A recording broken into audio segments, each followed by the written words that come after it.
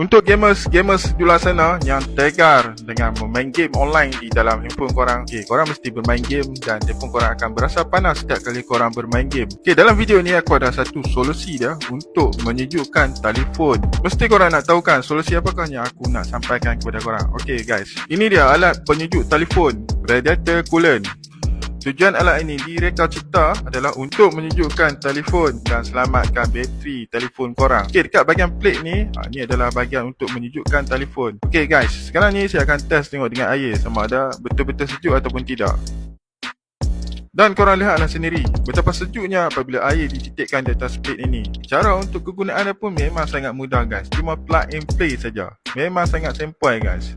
So guys, lepas ni tidak ada lagi alasan untuk bermain game dan bateri telefon menjadi panas kerana menggunakan alat fan cooler ini dapat menyejukkan telefon dan tidak ada lagi masalah telefon cepat panas. So guys, kalau korang berminat dengan phone cooler ni, korang boleh tekan di beg kuning